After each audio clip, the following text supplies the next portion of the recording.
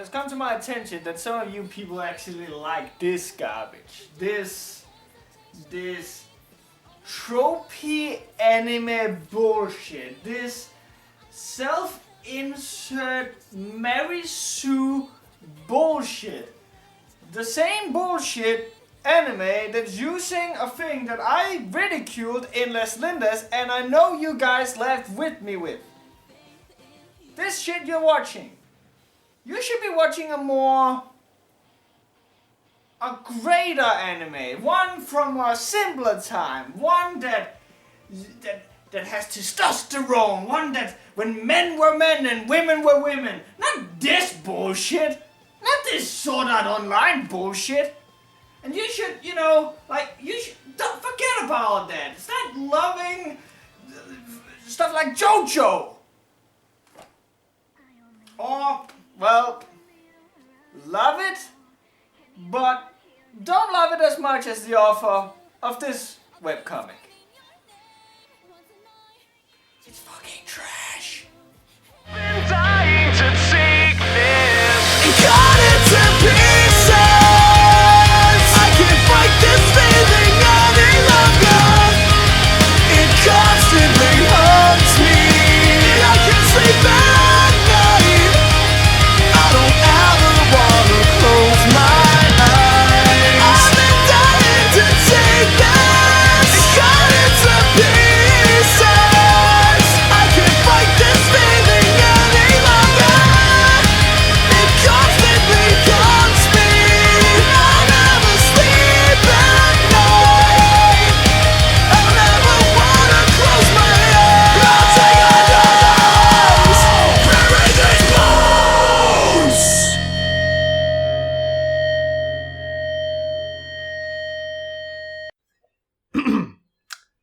その地の定め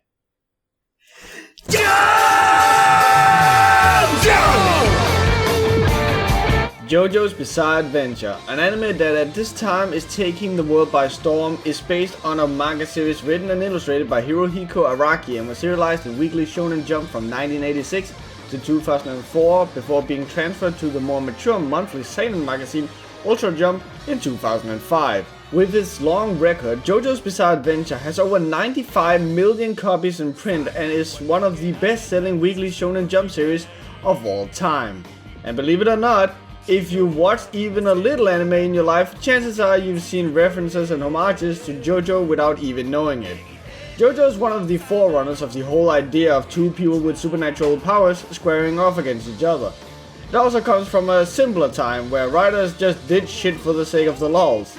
A thing many people have heard me referencing before is my candid love for the return of the series' most loved villain, Dio, in part 3, which got brought back with a huge plot hole, and Araki, the creator's only response was frankly, I wanted Dio back, and I did not care. There's something about that statement that just makes me laugh my ass off. JoJo's Bizarre Adventure has always been wacky, strange and over the top and goofy, especially the series' weird fascination with naming people after musicians and songs. Dire and Straits, Heaven's Door, Oingo and Boingo, Red Hot Chili Peppers, Vanilla Ice, and even fucking kinda sorta modern names such as Born This Way and California Kingbed are all names used for people, or more commonly, the thing that set JoJo's Bizarre Adventure apart in its third arc, stands. Stands are basically ghostly figures, all with unique powers and even more unique and goofy designs, and as you can tell, also rather unique names. The weird thing about the stands and their introduction was that they appeared for the first time in the third part of the show, which is basically the third season.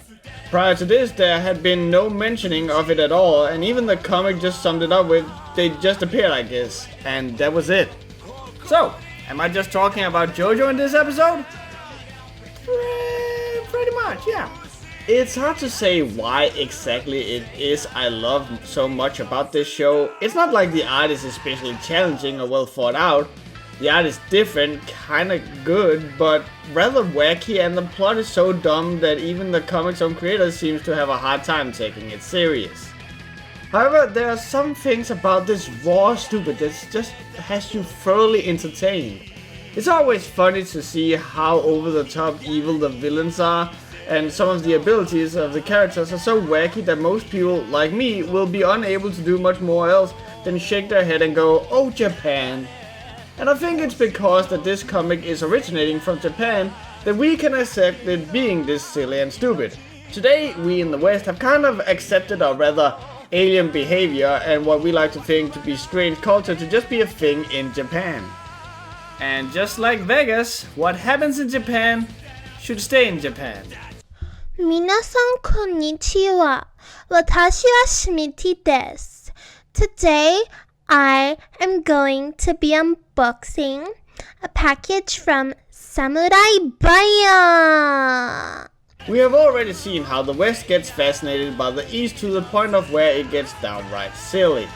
And nowhere is this more apparent than in the comic world that typically sparked the fascination in the first place. I mean, just on this show alone, I've exposed Nick Simmons for stealing and plagiarizing Bleach, as well as the lesser known culprit Jackie Diaz. And these are just comics. You wouldn't believe the videos and journals you can find online of people catching and proving people to be shamelessly stealing from mangas and anime. And I should clarify that when I say stealing, I don't mean inspired, but I mean straight up copying. I'd be lying if I said there's a few things I love more than to blow this shit up on YouTube for everyone to see. And today won't be any different. While it isn't tracing, it is almost word for word copying of JoJo's Bizarre Adventure. I am of course referring to the comic known as Diesel, a comic that has lit a fire under the ass of the internet for the last couple of months. To get a feel of what this is, we need to turn time back to the 90s. A time where everyone and everything had to try a new silly concept every other week. Published by Achromatic Press, a comic is released, written, illustrated and colored by Joe Welchens, who you may also know from these. If you want to know more of those, contact Linkara, that's more his thing.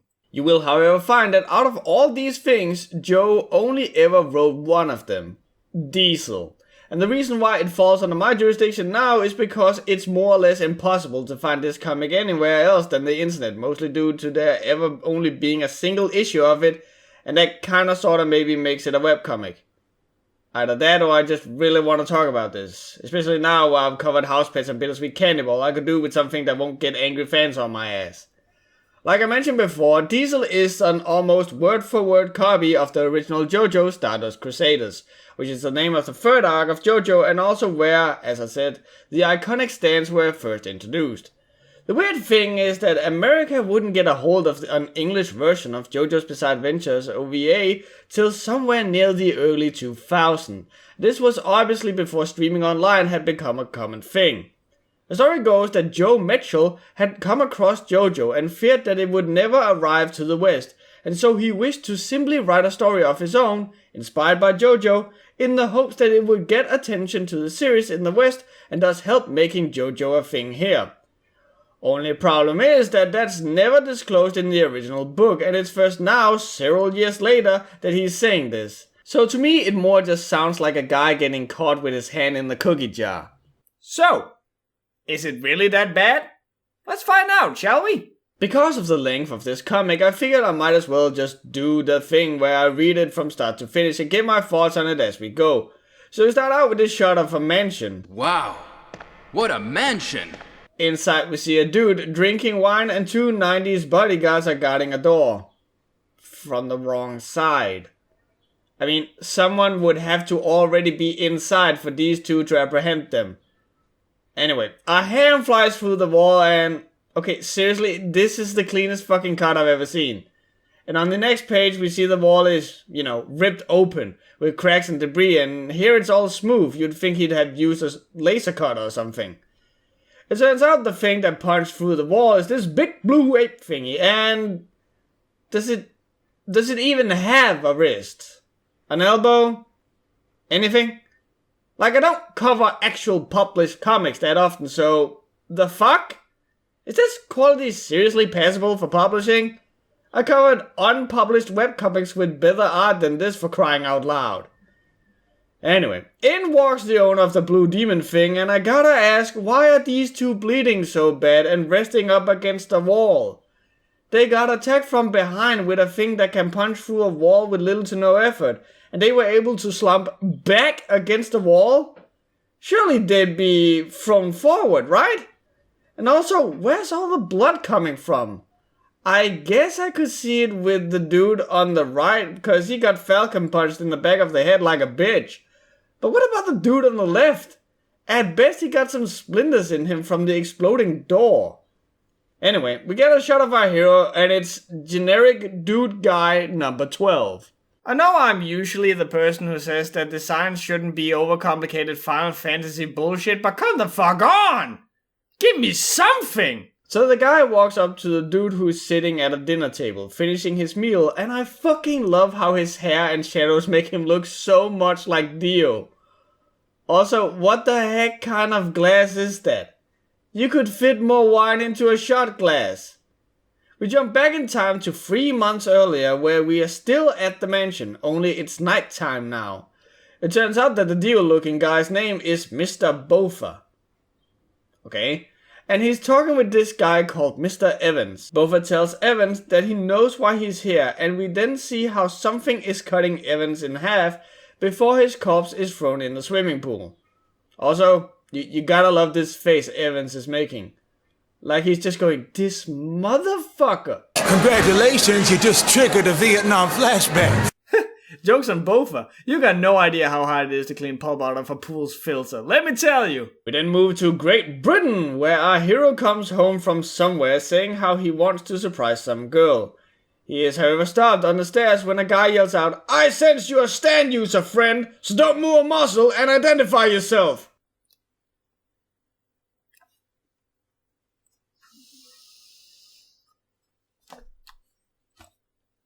I'm sorry, Phil.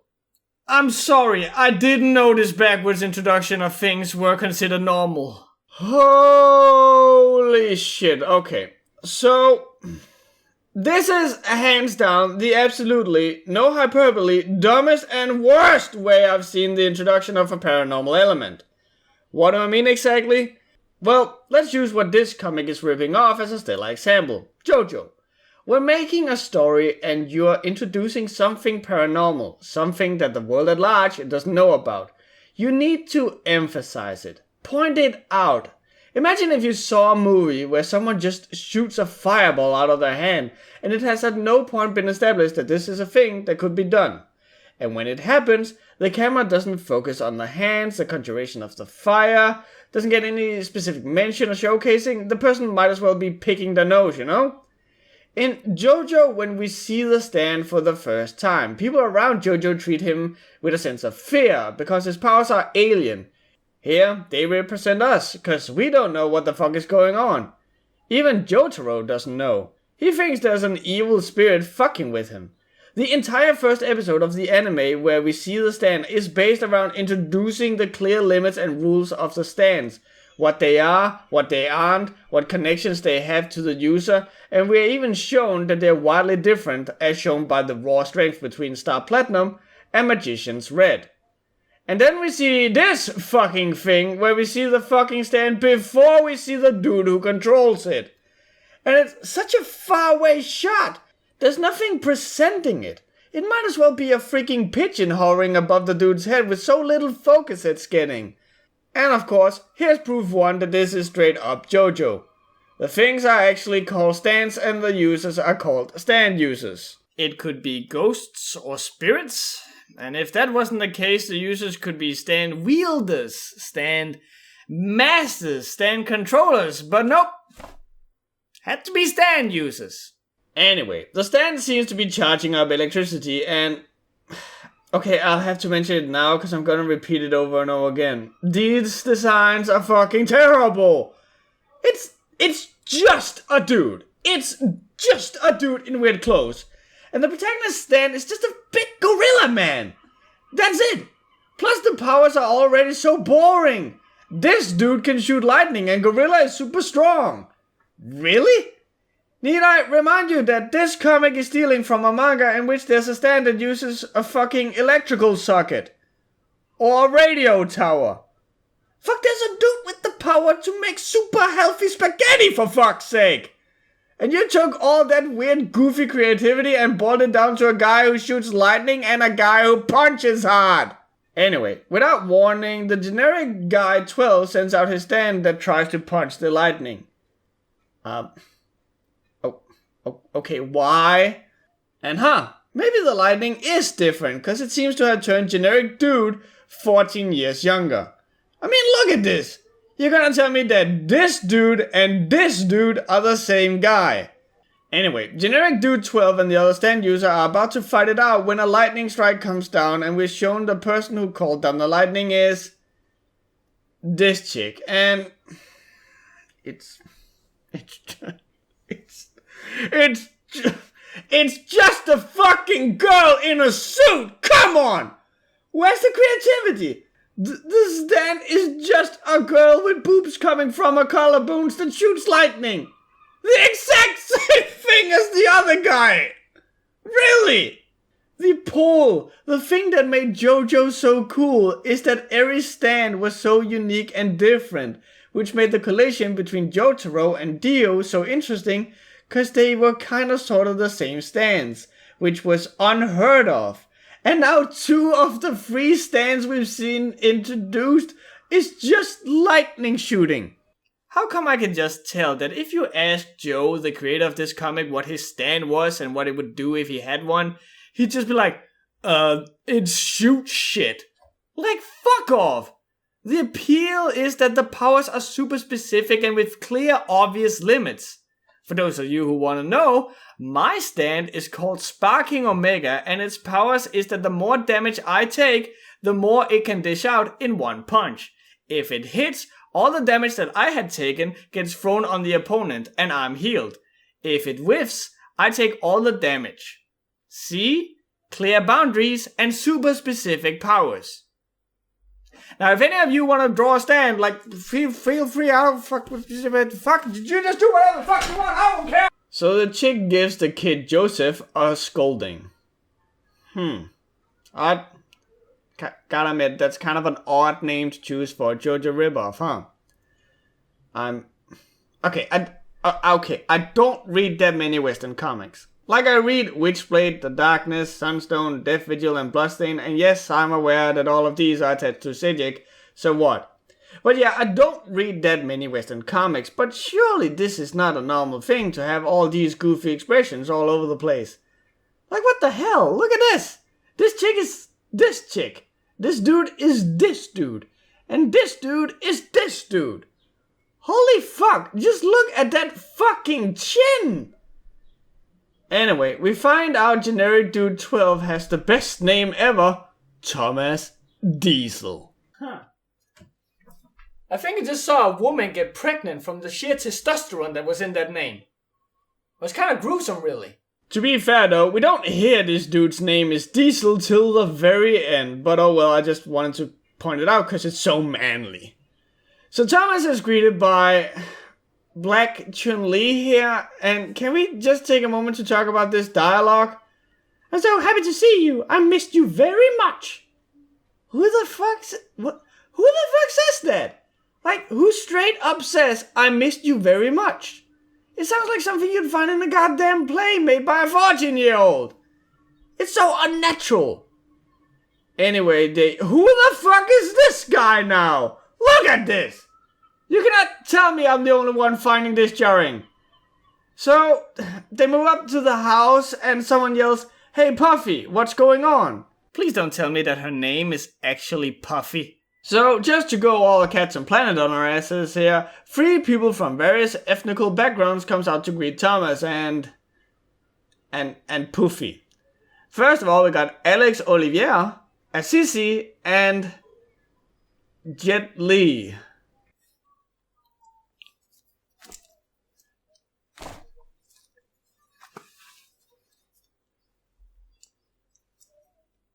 What? That's just Jet Li! What the fuck? I mean, sure, the original JoJo stole musician names all around just for the fun of it, but they didn't fucking make them look like them! Unless Vanilla Ice has been hitting the gym lately, I don't really know. So while they're greeting each other and catching up, I'm just sat here wondering, why the fuck is Puffy living together with what I can only assume are 4 beefcake guys? And who the shit is she in relation to Thomas? Cause let's be real here, she's obviously black and he's as English as they come. Like I'm half sure all he wants right now is to go in and watch hockey and talk about NASCAR. Was I just super racist against my own race? Anyway, the festivities are cut short as Puffy, who actually turns out to be named May, says that Dad is dead. So, what they are siblings or? The comic jumps ahead to nighttime where May is sitting down talking with Thomas. It turns out what we saw with the dude getting shredded near the swimming pool was actually May's dad, who I believe they're referring to as Ryo. By the way, this is the only Japanese word in the entire series that is translated. I think maybe the dear writer of this crap is maybe a little weebish. It turns out that Thomas's dad was apparently also killed by this man, and May refuses to tell him who did them both in fear that Thomas will go and fight him. Meanwhile, I'm just sitting here going, why the fuck wasn't this talked about earlier? You seriously mean to tell me that May just went, Thomas, Dad's dead? And then there was this awkward silence, and then motherfucking Jet Li comes in. And it's like, so are you guys Team Vela in Pokemon Go? And the entire conversation just derailed from there. This is a common thing I often see in comics where they drop a bomb, and then there's a flash forward to where the dude gets his information he should have gotten right after the prior reveal. Like what the fuck, why wouldn't they talk about this immediately after the reveal? Anyway, the next day, bright and early, we see that's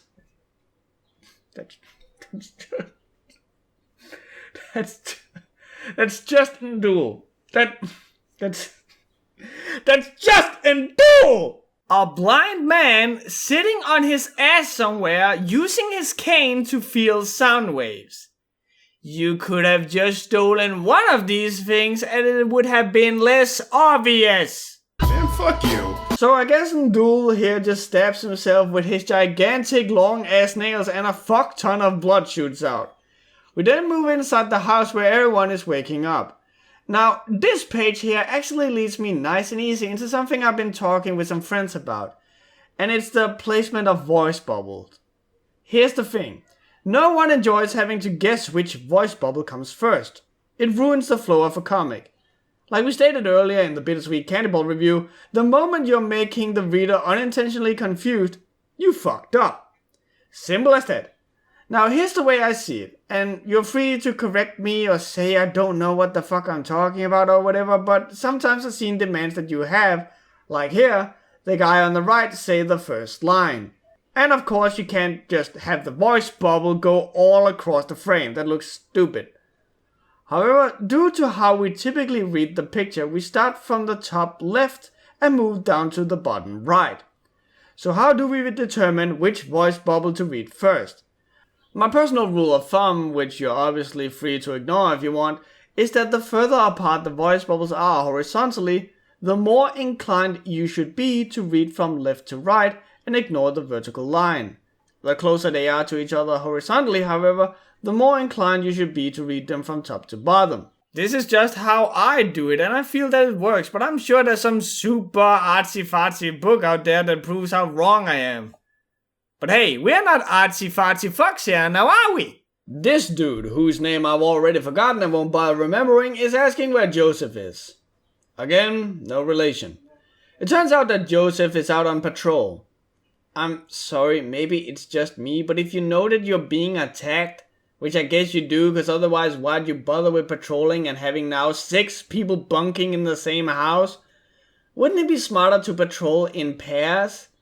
I mean, surely if there's something out there with superpowers, you don't want to be caught on one-on-one with them.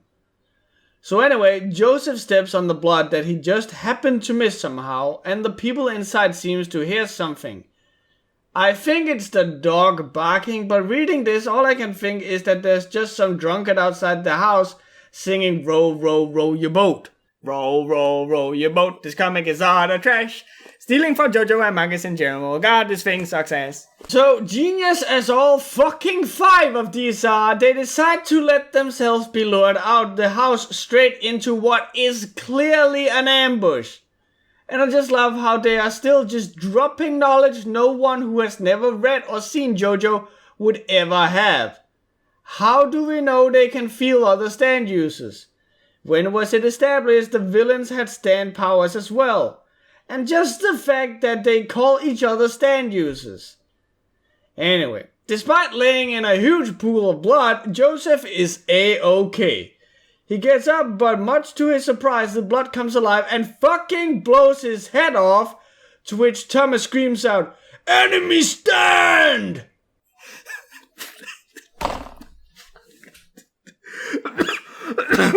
Oh god! I'm dying! No! Oh no! Oh, I'm good! Oh, I'm good! Oh no! Oh no! Oh my fucking god, there's so much dumb here. It's amazing. Okay. 1. Why the fuck didn't Indul just kill Joseph in the first place? It's not like he needed him alive to lure them out. 2. They just stated earlier that they couldn't feel stands, and it's right fucking there. 3. May and Joseph can have an almost full-length conversation before any one of the 5 people looking at him notice the blood slowly creeping up. 4. Where the fuck was the dog that wouldn't shut the fuck up earlier, which kinda made us believe it could detect stand powers?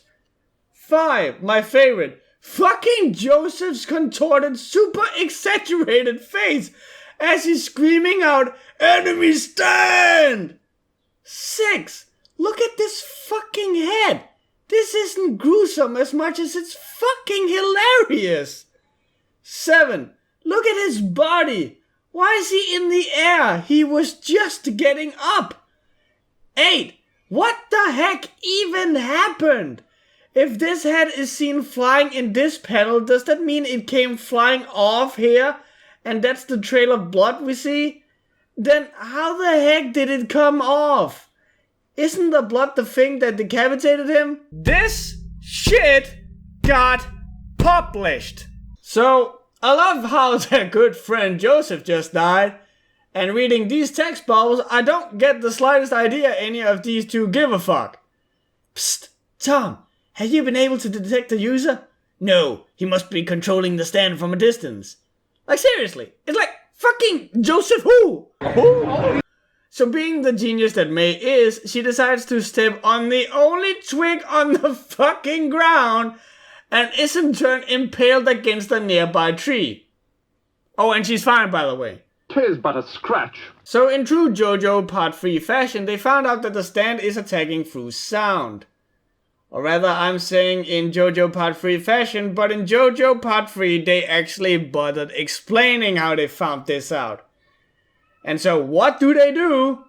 They make a fucking mad dash towards the goddamn house.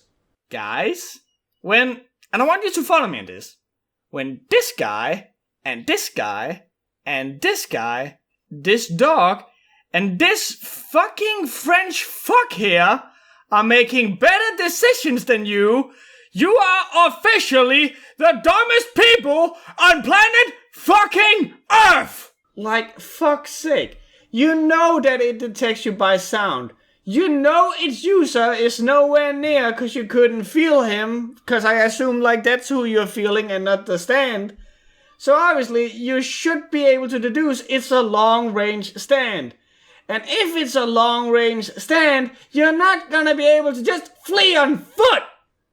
Furthermore, if you know it's detecting by sound, which you failed to show that it wasn't by visuals by the way, how about you sneak away? Get on your stomach and crawl. Tiptoe, climb the trees, or better yet, have Jet fucking Lee here use his stand, which again is just another fucking guy in a suit who has these wires shooting from his fingertips.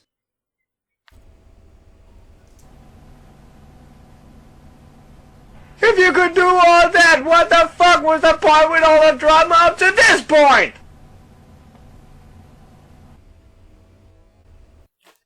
Also, really? That's your stand power? It has fucking wires? There's a stand in part 4 that's just straight up a fucking radio tower, and another stand in part 5 that just gives you horrible luck, And this motherfucker just has the power to be Spider-Man. Thanks for that, Jet Li. Holy shit! To everyone's big surprise, except the readers, the bloodstand comes out and chops off Alex's legs. That's when Assisi steps up with his stand, which is... It's just a fucking guy in a fucking suit! Come the fuck on! And he just shoots fire! There's a stand in part 5 that's a pair of stickers. And a stand in part 3 that's the ability to turn people's souls into gambling chips. And this dude can shoot fire! Are you seeing where I'm going? After sending the lesser important characters off in a car, Thomas Diesel wants to face off against Indul personally. Also, it should be stated his name is not Indul. I'm just calling him that in spite. So what Diesel decides to do is send Chewie out to get the stand user. Yes, Chewie is the name of the dog.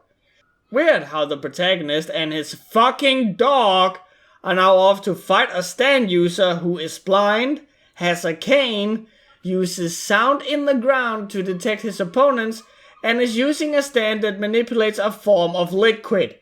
Surely there's no other comic in the whole wide world that do the exact same thing, however much more skillfully! Like, I'ma be real with you guys here. JoJo's not the best thing ever written, but at least it's competent. There's signs of genius in it, especially when it comes to fighting new stand users. Most of the time when a stand user is introduced, you along with the protagonist at that point in time are pondering what exactly the rules and restrictions of each stand is. And you, along with the character, find out more and more information by piecing things together in either the stand's way of acting or how the world around it is reacting. Sometimes the villain is just explaining it in an open monologue, which was kind of all the rage back then. Anyway, the point I'm getting at is that we don't know the clear limits of this stand. We know only that it reacts by sound because May told us so. We didn't see that it couldn't see. We didn't establish it had a specific range. Heck, we don't even know if that's a thing stands have here. Plus, in JoJo, this fight was in a desert. There's nothing moving around out there. Here you got birds, snakes, frogs and whatever else, and none of that is being picked up. Also, let's not forget that Diesel is now sending a dog with him out to find the stand user. What's to stop the stand user from just killing the dog? Shit, in JoJo, Iggy the dog took the exact same repercussions for this because it understood it was as much in danger as the humans were. But here, I guess it's just not gonna get attacked cause it's not convenient. If you absolutely had to steal, at least you could put some fucking effort into that, you freaking amateur! Also, the dog looks super retarded here. So Diesel realizes he is making too much noise and then sends his stands up in the air with him along with it. Again, why is Endul not picking up the dog? Anyway, we're getting one of those things where I'm just laughing of how bad it is, which is where the villain is unintentionally just hyping the hero up. Everyone's leaving, except for running those strides, full of confidence and courage. It must be, yes, Thomas Diesel.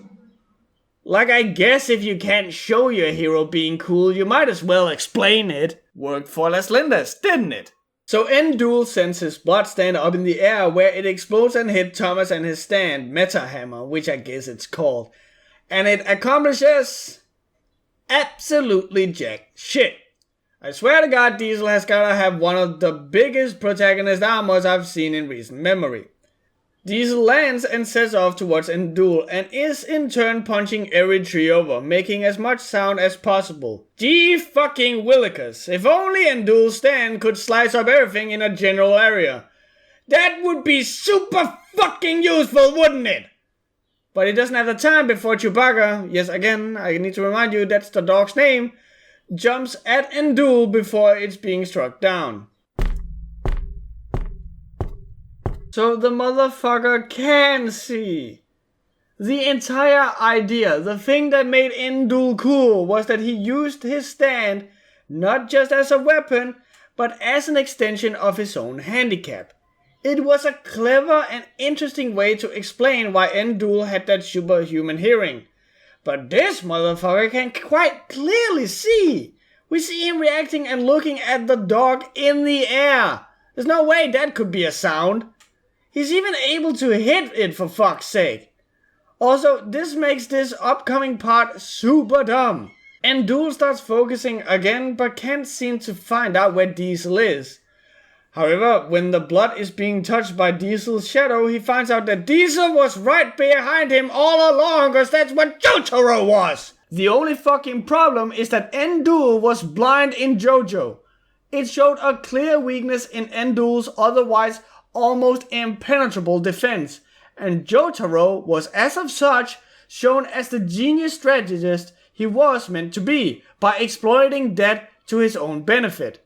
But here the dude should quite literally be able to see him. Also, in JoJo they make sure not to show anything behind Endul till it's finally revealed that Jotaro is standing there, but here, I guess he just fucking teleports in. Anyway, fake Endul attacks Diesel, but Diesel is faster as he, I guess, transforms into his stand and punches him. Cause where the fuck is Diesel in this shot if that's not what happened? I mean, he was right behind him. How the shit does this stuff even get published? Like, if this shit can get published, excuse me while I go slap my dick against the fucking paper, put it in a toaster and send it off to Marvel, cause the bar is apparently so fucking low, you'd have to dig to get fucking under it! So Diesel punches Endul's lights out and is about to get some answers before Endul is stabbed through the chest. What? Wasn't he laying on his back against the ground? Then how the fuck do you sneak a sword underneath him? And also, if you're out to kill Diesel, how about you just keep pushing and you're done? Like seriously, Endul is blocking the view, you're hidden, you got the jump on him, just stab him! Also, this might be a small little thing, but the stand here is just another goddamn fucking person in armor! And this sexually androgynous ninja thing's power is, what, a sword? That's, well, to be fair, that was kind of the same powers that Anubis had in part 3, but still! Anyway, it turns out the owner of the ninja thing that looks strangely a lot like Razor Rabbit's Jack is a dude called Chibot who congratulates Diesel on passing the first test, before vanishing in a typical ninja fashion. And the comic ends with this last page, which is a huge mess in itself, but I'd like you to look at the very last thing on this page that everyone always skips over. No, not that the cover colors are made by someone called Pat Puke. Although that's kinda hilarious, I'll admit. No, this line here. No similarity to any characters and or places is intended, and any similarity is purely coincidental.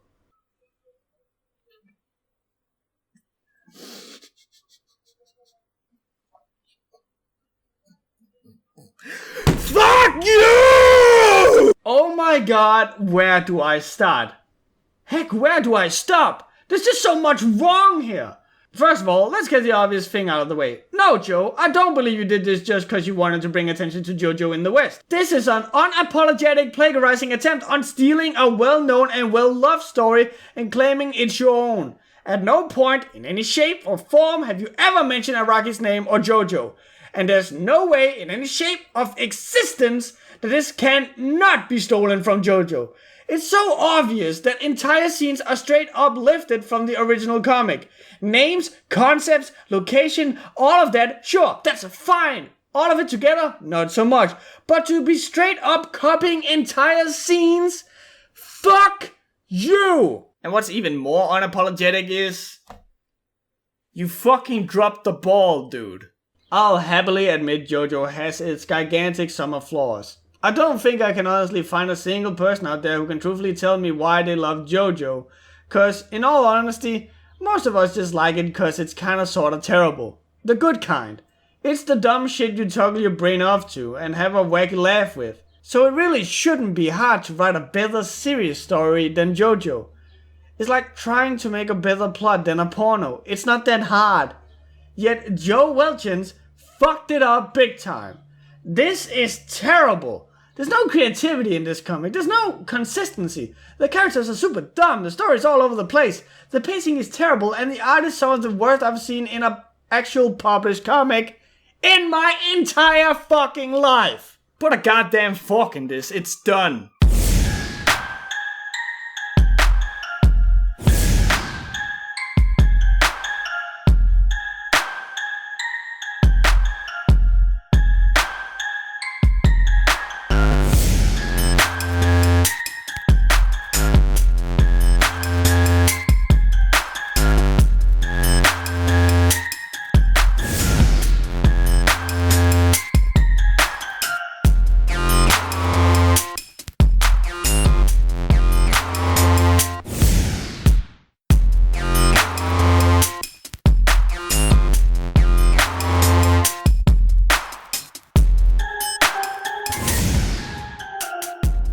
The writing is a 0. Just like when tracing, there's no mercy when it comes to stealing and writing. Shame on you, Joe, that's all I can really say. The art is a 5. It's bad, guys, it's really bad. Sure, it's above water like you can expect from a published comic like this, but that's really it. The designs are terrible and every character might as well be The Thing with how much they are transforming all the time. The characters are A2. The only characters that have any depth are Thomas and May, and their personalities are limited to action hero guy and kinda sorta sexy black girl. All in all, this comic is a 3. This is one of those comics that I'll give a terrible score, yet suggest you track down and read. It's a hilarious read, simply from how terrible everything in it is. Who knows, maybe if you are a comic creator, this can act as a goal, seeing as you can see how terrible some things can be before it gets published. And I know for a fact most of you are already making stuff that's 10 times better than this shit.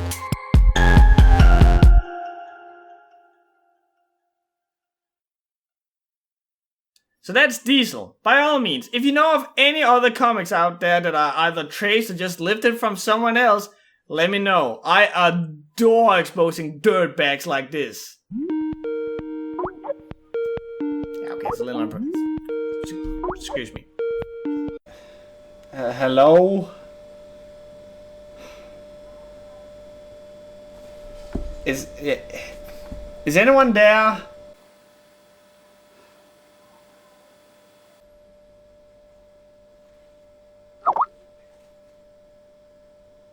Fuck? You need to leave. Ryza needs to return. The fuck? Ryza needs to... Hey, how about you fuck off? I'm running this show for a bit, and I'll leave when I damn well please. How about that?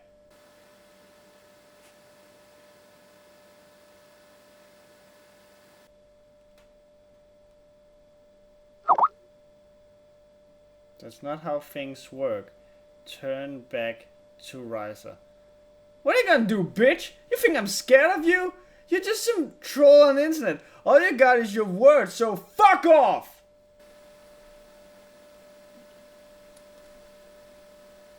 Hey! Hey!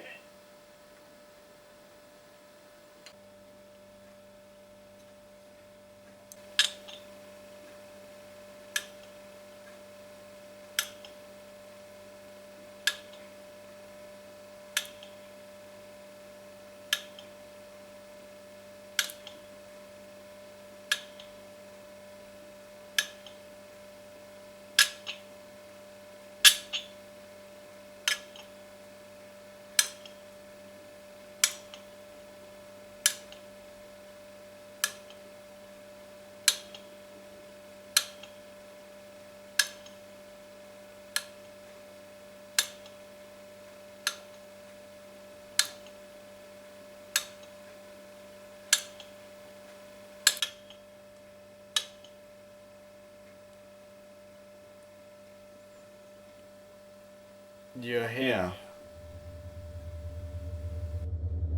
aren't you?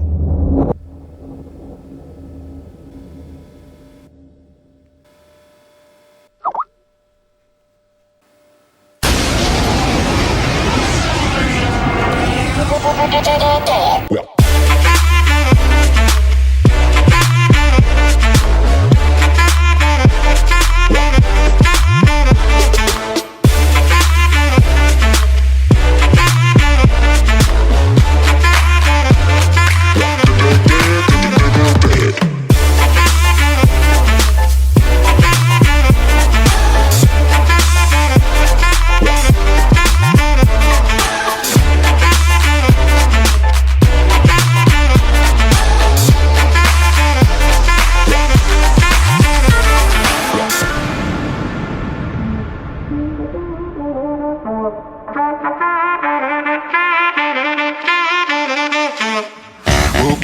morning, where's it come to my head? Brother should have told me she will be dead. Without a warning, not a clue, without a sound. In your house, out of bounds, you can run but you can't hide. Dan, dan, dan, dan, dan, dan, dan, dan, dan, dan. She won't dan, dan, dan, dan, dan, dan, dan, dan. She won't be dan, dan, dan, dan, dan. She won't be dan, dan, dan, dan, dan. She won't be dan, dan, dan, dan, dan, dan, dan. She won't be dan, dan, dan, dan, dan. She won't be dan, dan, dan, dan, dan. She won't be dan, dan, dan, dan, dan, dan, dan, dan, dan, dan. She won't be dan, dan, dan, dan, dan. She won't be dan, dan, dan, dan. She won't be dan, dan, dan, dan. She won't be God damn, I hate stealing, and I don't think I'm, a unique individual when it comes to saying that. This episode has been sponsored by a bunch of amazing people. I'm sorry if I'm sounding a little tired. I've just had, a couple of rough weeks. But yeah, let's immediately talk about the people who helped me, get through this week. The people who made me smile every time that I saw that they had pledged. All the amazing people who have supported this episode of the Webcomic Relief. Let's waste no time. First of all, we got Catlin, and she doesn't want me to push anything. Not this time at least. So look forward to the future where I hope that we can push whatever Kathy is making. Next up we got Luraiokun, my man Justin, who is working on a webcomic known as Yaff, which is a very mature adult-themed webcomic about furries. Go check it out, it's one of the comics that I would personally suggest. Next up we got Hitori the artist. Hitori is making weekly art streams on Picasso where you can go and give feedback to his art. You can do so every Sunday. Please go check it out. I mean, look, he even made me and Jack from Guilty Gear. Like, that's gotta count for something, right? Megan Smith. Megan Smith is working on World 8, a comic in which she is taking the whole idea of being destined for each other, two lovers destined for each other, and turning it up to 11 and showing just the repercussions and effects that has, and really taking a new spin on love. Soulblader. Soulblader is working on Tears of the Fallen, and Soulblader is actually doing the right thing when it comes to taking inspiration from something which is, just taking inspiration from, mangas and animes, and not just straight up stealing it. It's an action-oriented webcomic that's coming out soon, so be sure to check it out once it does. Alex J. Alex J is working on a webcomic known as This My Bitch. It's a workplace comic in which you follow the Grim Reapers and how their daily life looks like. And it's basically taking a different stance on the whole dying thing. It's really interesting, go check it out. Nana Newcomb. Nana is working on a webcomic known as Blackbird, which is taking a more mature stance on superhero comics and a very different kind of stance on superhero comics. Basically, this is coming from someone who loves and adores superhero comics, so go check it out. Another person who is taking a different spin on superhero comics is Shane Asher. Shane Asher is working on a webcomic known as Strays of Sararia, which is a furry superhero comic that is also giving it a kind of a mature spin without being too mature. Go check it out. Another mature comic that you can find is made by Jake, and Jake has made a webcomic known as The Drifter. The Drifter is, as I said, a mature comic that is also a furry comic, and it has this really, it shows that Jake knows what he's doing and he's trying to do something different and not just your everyday run-of-the-mill comic. Go check it out. Angel Povedano Ruiz. Angel is working on Destined Flames, which is a action-packed fantasy comic about fire and dinosaurs and all that good stuff. Go check it out. Musashden. Musashden is working on a comic known as Illegal Tender, which is a full-color graphic novel about a group of super-powered bartenders living in a world where having powers is illegal. If that doesn't sound amazing, I don't know what does. Olivier Lardsky. Olivier wants me to push the webcomic known as Jandor, which is a very interesting looking sci-fi furry comic. It's really cool looking, even at the first page. Go check it out. Another person who just wants to support the show and not actually have me push anything is Thomas Snowstar. So, thanks a lot, Thomas. Thomas is a cool guy. Agent Cheshire. Agent Cheshire is making commissions, and you wanna check these out. They are really good at making these. I mean, they even made the okay face of me as Saitama from the webcomic relief. It's so cool. Go check it out and throw some money their way. Achromatic. Achromatic is making, hold on to your seats because this is weird, a mature Pac Man comic. I mean, if that doesn't make you just want to read it, I can't help you. Like, a mature Pac Man comic. Ray is working on a webcomic known as DNA, which is a very lovely, very interesting comic that I know that both me and my girlfriend loves the shit out of. Go check it out.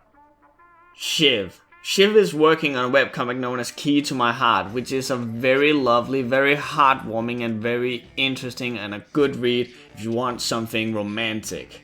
Scott Fraser. Scott is working on Star Warriors. Ever wondered what happens after death? Have you ever wondered why some wishes come true and some don't? Well, go read Star Warriors and find out. Nights to Dreams. Nights to Dreams is working on a webcomic known as Fractures. And this comic really asks the big question whether or not a journey is worth it at the end and at what cost, with two characters' friendship hanging in the balance. Go check it out. Nick Nocturne.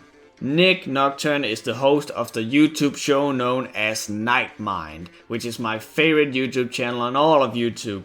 If you have any interest in some spooky stuff or unnerving videos on YouTube, chances are that Nick is going to cover them sooner or later, if he hasn't already. And last but not least, we have Cocoon aka Touched, Henry Volt, Arno Smet, Drika of Adrian, Insane Ukulele, Darkspeeds, Nicholas Knudsen, Jay Lee, Alistair Vane, Brittany Williamson, Kawai Lee, Ghostlight Studios, Lizzie Shiro, Gage, Zachary Seligson, Dylan Schultz, Shannon TJ, and Vivid Publishing. Before we continue, I just really, from the bottom of my heart, want to thank you guys so much for your support. I'm honest to God touched that so many of you have chosen to come out and support the show. It really means the world to me. And it really, it will help me make the show better. So really just thank you all so much. If you want to support the show, you can do so by pledging money on Patreon. And if you ever worry that you're going to get bankrupt, don't worry. You can set a roof and you won't end up, losing all your money or anything. Besides, you can pick any amount you want. I will only withdraw the amount that you are confident with, and the more you pledge, the bigger bonuses, the bigger benefits you get as a response to that. If you don't want to support the show on Patreon, which you can do at www.patreon.com/Riser, you can do so by either liking the video or sharing the video. And if not, then at least thank you for watching the video all the way to the end. And at least think about subscribing. And yeah, I'll see you guys in the next webcomic relief. Take care. Bye bye.